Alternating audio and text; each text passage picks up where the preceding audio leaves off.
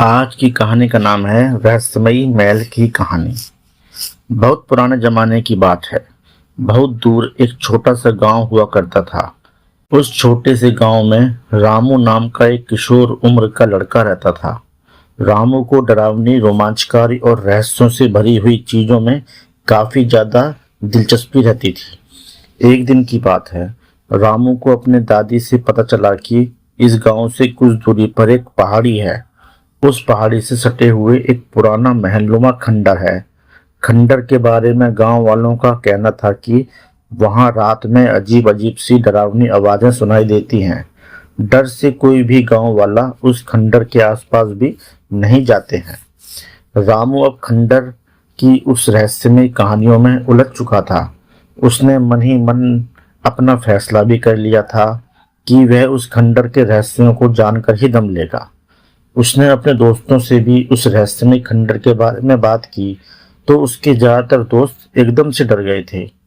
कोई भी उसका दोस्त उसके साथ खंडर के पास जाने को तैयार नहीं हुआ।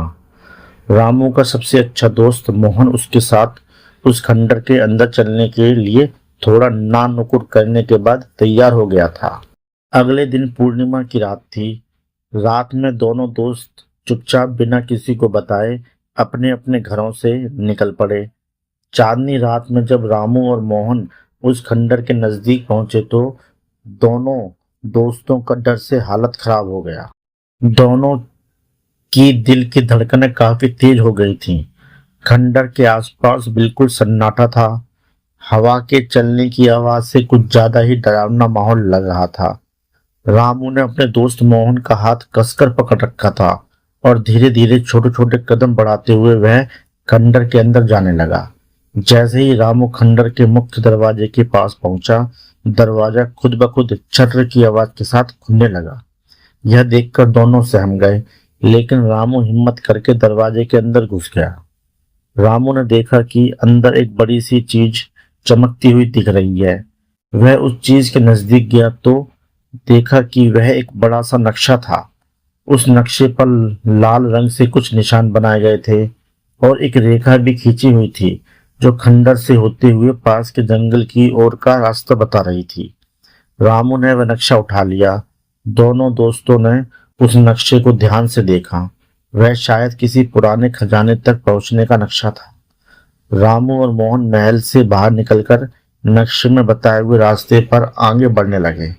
थोड़ी दूर चलने पर उन्हें रास्ते में एक बड़ा पुराना पेड़ दिखाई दिया।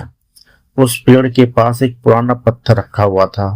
ध्यान से देखने पर पत्थर पर कुछ लिखा हुआ नजर आया।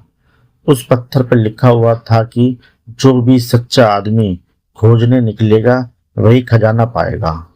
रामू और मोहन को लगने लगा कि वे दोनों सही में किसी बहुत बड़े रहस्य की ओर ही आगे बढ़ रहे हैं।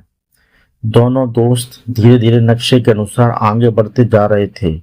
आगे जाकर रास्ता और भी डरावना और रहस्यमय होता जा रहा था। अचानक उन्हें किसी के चलने की आहट जैसी आवाज सुनाई दी। आवाज सुनकर दोनों एकदम से डर गए। उन्हें लगा कि कोई चीज उनका पीछा कर रही है। उन्होंने तुरंत पीछे देखा, परंतु पीछे कोई भी नहीं था। रामू ने फिर नक्शे की ओर देखा और नक्शे के अनुसार बेहिचक आगे बढ़ने लगा। थोड़ी दूर चलने के बाद एक छोटा सा गड्ढा नजर आया। इस गड्ढे के नजदीक पहुंचने पर देखा कि गड्ढे में कुछ चमकती हुई चीज है। रामू ने हिम्मत करके उस गड्ढे में हाथ डाला तो उसके हाथ में कुछ चीज आ गई। उसने पकड़कर बाहर खींचा तो कुछ चमकता हुआ सिक्का था। सिक्के को उलट पलट कर देखने पर पता चला कि वह काफी पुराना सोने का काफी भारी सिक्का था। अब रामू को लगने लगा कि यह रहस्यमय खजाने की शुरुआत है। रामू और मोहन ने अब तय किया कि इस सिक्के को अपने पास रखेंगे और खजाने के बाकी चीजों को खोजने में फिर से निकलेंगे। अब दोनों दोस्त मिलकर रोज उस खंडर में जाने लगे और उन्हें नए नए रहस्यों से सामना होने लगा। दोनों दोस्त काफी समय तक रोमांचक सफर को जारी रखते हुए अंत में दोनों ने ढेर सारा खजाना प्राप्त कर लिया।